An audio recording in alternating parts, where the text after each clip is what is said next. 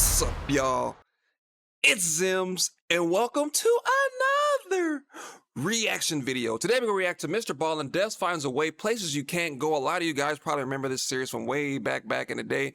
Dude makes amazing content, man. If you guys haven't already, make sure you swoop down to that description box, click on that link and watch this video in entirety, because I'm gonna be pausing, stopping, and talking through the whole thing. If you guys are new to the channel, my name is Zems, and welcome to the Crow's Nest.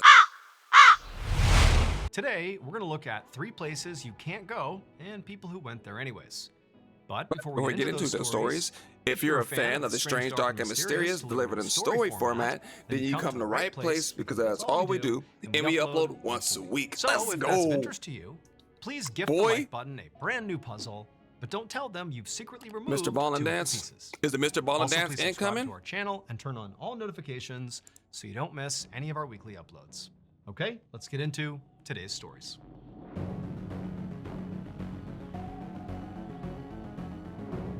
A lot of y'all know about the Mr. Ballen Dance. Number 3, The Town Below. Sound like the Descent movie, but we'll see. Just before midnight on August 20th, 2012, a 19-year-old college student named Rose Marr and her best friend, 19-year-old Elizabeth Nass, walked down Main Street in their hometown of Ellicott City, Maryland. It was their last night together before they each would head back to college in separate states. And so to cap off what had felt like a perfect summer, they decided to grab a few beers, despite being underage, and head on over to their favorite hangout spot, a train trestle that ran over Main Street. A train trestle is literally a bridge, but Ellicott City. Now, to be clear, this train trestle was not like some secret daredevil hideout spot. Lots of people knew about it. Lots of kids in town, including Rose and Elizabeth, had been up here many times.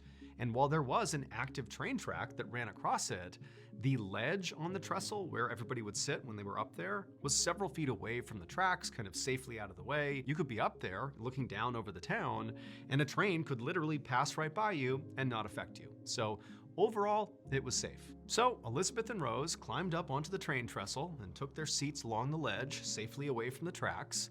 And then they cracked open a few beers and began talking about their upcoming semesters. They talked about which classes they were going to take and what they were looking forward to and really how much they were going to miss each other. And then at some point, Rose pulled out her phone and she took a photo of her and Elizabeth's feet dangling off the trestle. Basically, the photo captured their feet kind of hovering over Main Street. Then she posted that photo to Twitter, and then as soon as she hit post, she and Elizabeth heard this loud screeching sound coming from right behind them. They turned around to see what it was. Something huge smashed into them, and then it went black. That loud screeching sound was the sound of a train passing by right behind them. But remember, the tracks are set far enough back that, the train, it couldn't hit them. And in this case, the train was not the thing that hit these 2 girls. So what was it? Instead, it was something truly unfortunate that happened to them. When that train passed by the girls, it partially derailed. Not a full scale, like cars going everywhere off the tracks, but instead, several of these cars basically toppled over to their sides. And some of those cars that toppled over were carrying thousands of pounds of coal. And these were open cars. You can literally see the coal as the train goes by.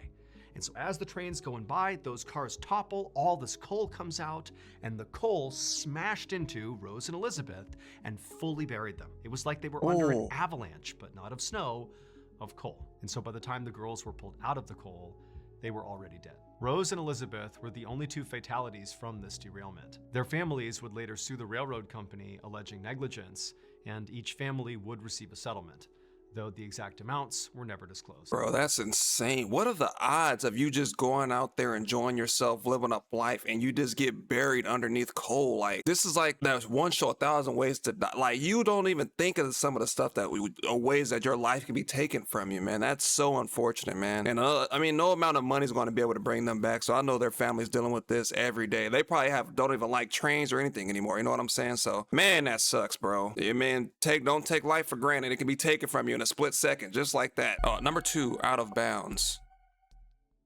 I don't think he's talking about basketball. October 27th, maybe. 2014, a 17-year-old boy named Jesus Meneses was playing basketball with a group of friends on an outdoor basketball court at Kinloch Park in Miami, Florida. The friends had broken up into 2 teams and were in the middle of a very intense pickup game.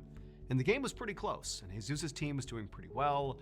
But at some point, when Jesus and his team had possession, one of his teammates just got frazzled by the defense and just took this crazy three-point shot from way behind the line, and the ball just sailed right past the hoop, completely missed it, air ball, and it bounced and then went clean over this chain link fence on the edge of the park. And as soon as this happened, Jesus and all of his friends let out a collective groan, because they knew basically anything that went over that fence was pretty much gone forever. But to Jesus' surprise, one of his friends turned to Jesus and was like, hey, why don't you just hop the fence and go get the ball? That's crazy. Jesus really did not want to do that. I mean, he had been coming to this park since he was like 1 year old with his family, and his mom and dad had always told him to never, ever climb that fence. Never. But now, Jesus' friend who had asked him to do this had kind of like turned it into a dare, and he's like, no, really, come on, Jesus, like, go hop the fence and get the ball. Yeah, and whenever you get dared, if you're watching this, you're around that age, ask yourself, why are they daring you to do it and why they didn't go do it themselves? Like, that should clear up everything in the next 2 to 3 seconds, because they're probably doing something that they would never do themselves, and they want to see if you will do it. You know what I mean? Like, no, don't do that, man. If your mom and dad told you something, you know, all advice is not the greatest advice. You know, we all don't have the most wonderful parents in the world. I'm not saying that. But most of the time, 9 times out of 10, if they're telling you something, either one, they're speaking from experience, or they know that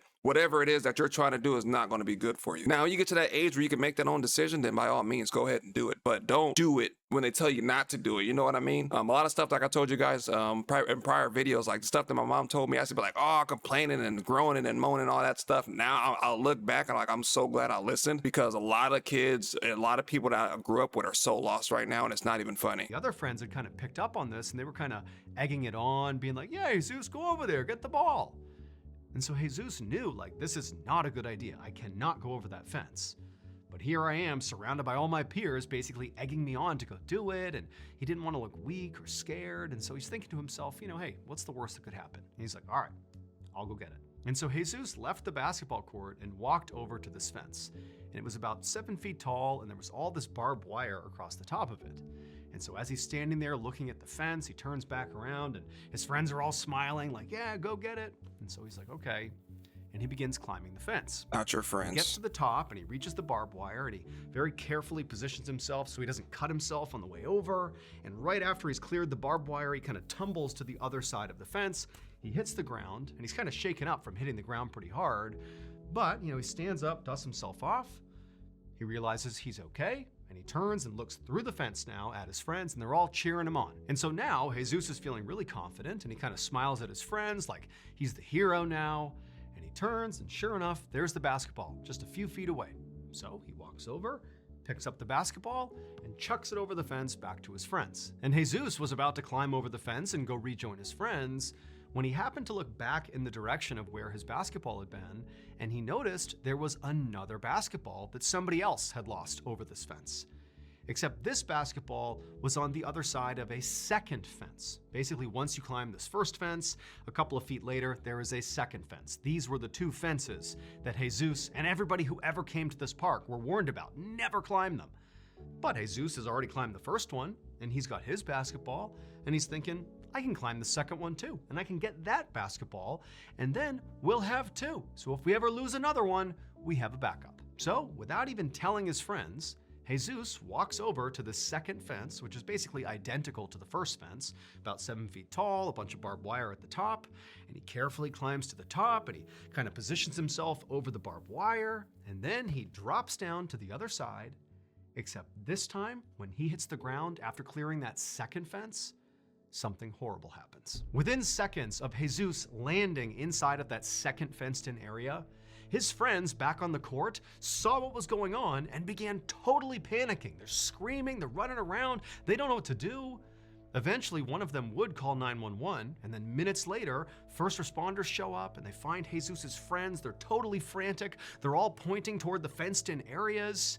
And the first responders, they look and they know right away there's virtually nothing they can do to save Jesus. The reason these fences were totally off limits, the reason Jesus' family specifically warned him from when he was a young kid to never ever climb them, was because inside of the second fenced-in area was an electrical power grid. And there were signs all over these two fences, warning people to stay back, that it was dangerous, no trespassing, like fatalities will occur if you go in here. Dang, Jesus man. ignored the warnings, and he climbed the first fence, and he climbed the second fence.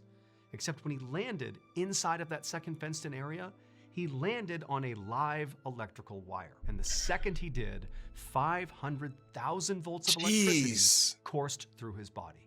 For reference, the average lightning bolt contains about 300,000 volts of electricity. So as soon as Jesus hit that wire, it was like the equivalent of 2 lightning bolts striking him at once, but not just one time, over and over and over again. And so unfortunately, Jeez, Jesus man. died almost immediately. That's unfortunate, bro, man. Just buy another ball, y'all, if you have to, man. Ask an adult, ask your brother. Somebody will buy you another ball. That's so unfortunate, man. He was so On the young. afternoon of April 22nd, 2023, a 49-year-old father of 3 named Carl O'Keefe crawled through a cave system in Cumbria, England. He was on his hands and knees, shuffling his way forward, and the only light that guided him through this tight, small tunnel was the headlamp on his head. So Carl was an adventurer.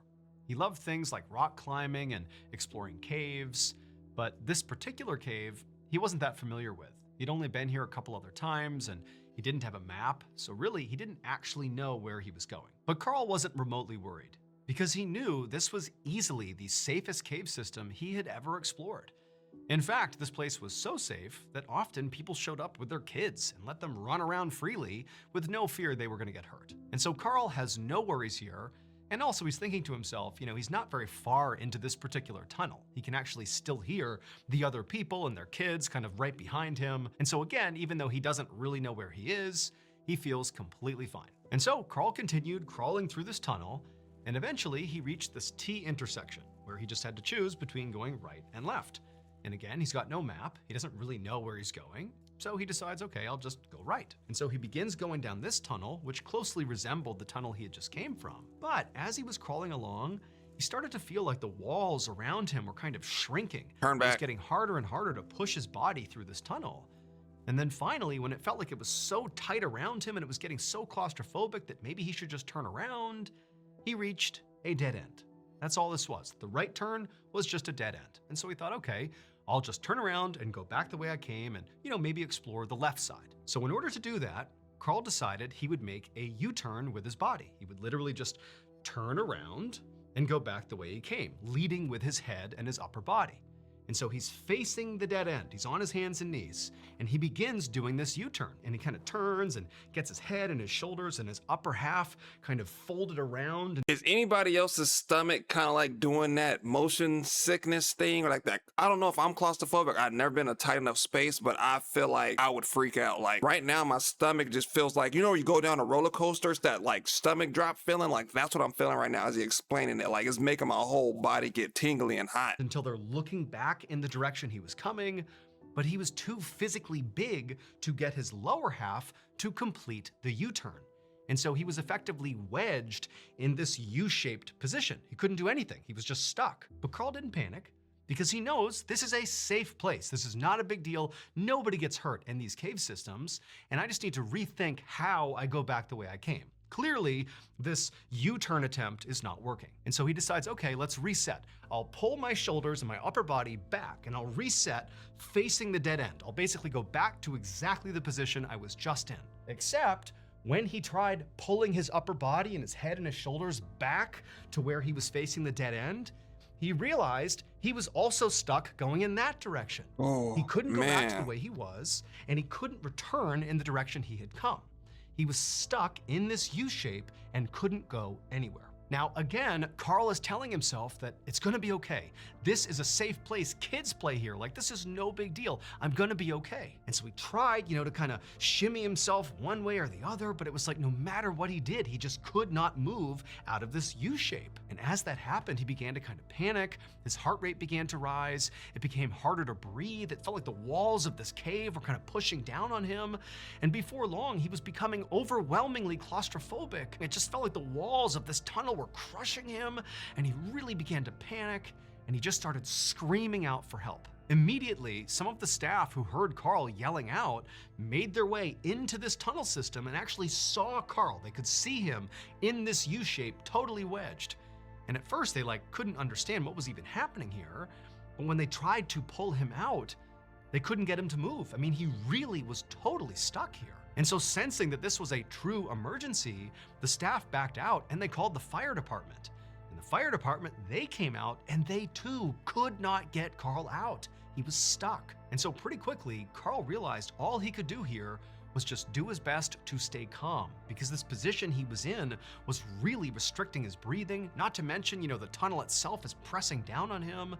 And so he just tried to stay calm and kind of have measured breaths. And he kept thinking, the rescue team, they're right there. They're gonna get me out of here quickly. I know it. But much to Carl's shock and to the shock of all the first responders, they didn't get Carl out quickly. Instead, it would take an agonizing 4 hours to finally free him. And during those 4 hours, Carl got weaker and weaker and weaker and more panicked. The instant Carl was out of the tunnel, he was rushed to the nearest hospital and admitted to the intensive care unit. And there, they would discover he had suffered all these extensive crush injuries from being in that position for so long. He had severe bone damage, organ damage, and nerve damage.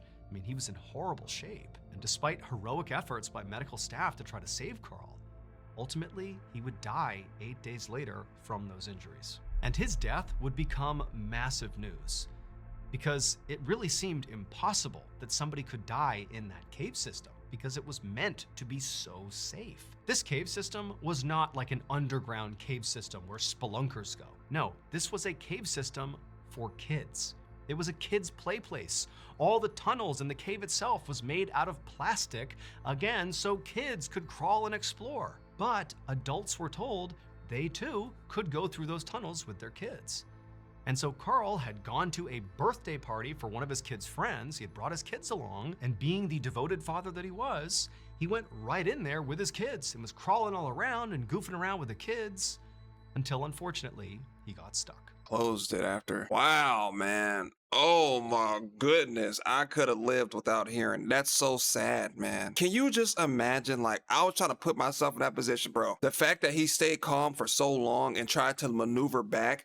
I thought he was just going to reverse back the way he came, but he tried to bust a U-turn. I don't know what happened. I mean, hopefully they put up signs right now, or do a weight limit or a size test, or build tunnels for people for a certain size. So just in case they do get stuck or something like that, or maybe they can implement some kind of rescue measure just in case someone does get stuck in the future. But that was, man, that was heart-wrenching, bro. My stomach, I feel sick. I feel nauseous. I feel dizzy. Oh, man. Staying stuck down there for 4+ hours, bro. Nerve damage, all kind of stuff. Man, oh, man. This is the one, extracurricular activity I cannot do, bro. Rock climbing, maybe, whitewater rafting, maybe, bro. I'm not going to any caves. I'm not, no, there's no way. Kid farmed or Sploonik, wherever he said earlier, bro, I'm not doing it. But again, this video is by Mr. Ballen, so if you guys haven't already, make sure you swoop down to the description box, click on that link, and watch this video in entirety, because I was pausing, stopping, and talking through the whole thing. If you guys are new to the channel, my name is Zems, and welcome to the Crow's Nest. But again, thank you guys for watching, and I'll see you guys next time. If no one told you today, I love you.